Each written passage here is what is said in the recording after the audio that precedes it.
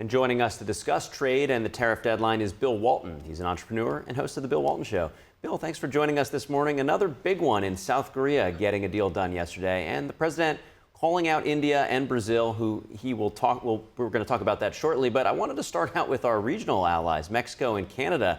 They're going to face 30 and 35% tariffs, respectively, starting tomorrow. So what are your thoughts for our neighbors?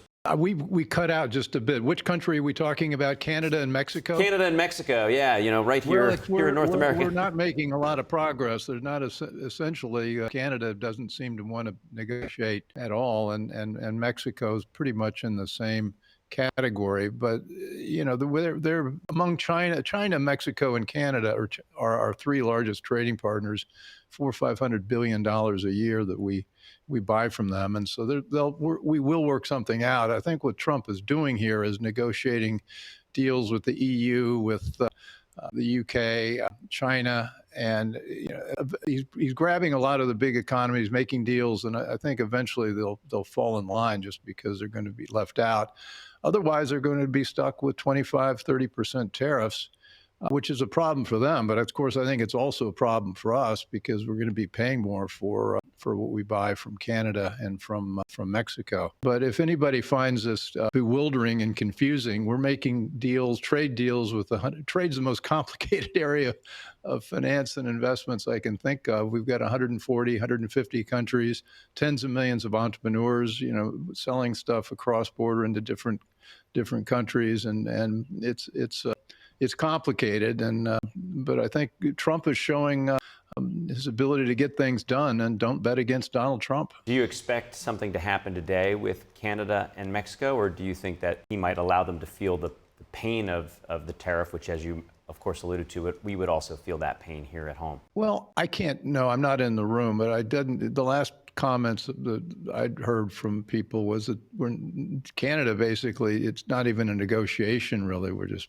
sitting, staring at each other. Now, whether they're waiting for the last minute to cut a deal, I don't know. I know he's concentrated his personnel, his people on these other deals, and now that they've got that finalized, maybe they'll turn their attention to China or to Canada, Mexico, and end up making a whirlwind deal. The interesting thing is these tariffs, and I was a skeptic, don't seem to be mattering that much to economic growth or inflation, and it's defying economic theory. And of course, Donald is not a theory guy; he's an in-practice guy, and so I think this is, I think. Bill, I think you froze for just a minute. We heard you say that. We heard up until the last thing, but actually, Bill, since I have you back, I do want to turn to India. They're the world's largest democracy, mostly seen as an ally. It seems like Trump and Modi have a pretty good relationship, yet they are the eye in BRICS, right? And that's the group that seeks to undermine the U.S. dollar. And they also buy all their weapons from Russia as well as their oil. It seems like they're kind of stuck between they share the border with China and what our interests are. Do you expect a breakthrough there? And if we don't get a deal with India, will that push them closer to Russia and China? India is entering the world's economy in a way that is reminiscent of China years ago. They were behind, they were third world, they weren't doing much, and now they've got a very sophisticated tech sector and the potential for growth, and cutting a deal with the United States would be a lot more beneficial to them, to nuzzling up closer to Russia and China. I think, again, I'm optimistic that Trump is going to work with them to bring them in. And what that does, and I think the reason Trump will do this, is that it further isolates China.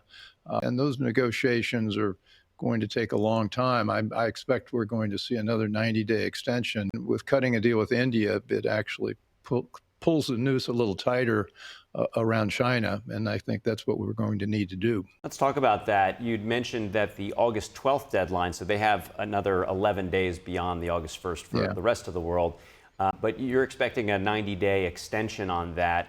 But right behind that, though, is the Russia sort of ultimatum that Trump has issued on secondary tariffs. So what do you expect with China? Well, I think China feels it's in a pretty good position to do nothing.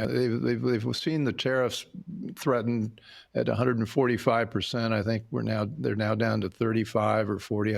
I lose track of the numbers. So we're not going to be, I think, imposing the egregious tariffs on them. They hold some cards with rare earth materials that are very important, and so they've got some non-trade deals also with fentanyl, which is also an issue. And then our issue, of course, is our organ harvesting. It's occurring among the Uyghurs, and so we've got some non-economic things we want to accomplish. Japan's not in a hurry. And I think they think time is on their side, but I also think Donald Trump wants to wait until his trip. They're hopeful to arrange a trip to China sometime in October, November, maybe right up to the deadline of the trade deal. And I think it'd be a dramatic conclusion if they can announce an agreement then. I know Trump would like that. He would, of course, he'd probably also be negotiating to build a golf course there. Sounds great. Maybe we'll have an opportunity to play that course. Appreciate you joining us this morning. Bill Walton, host of the Bill Walton Show. Okay. We'll see you soon. Thanks.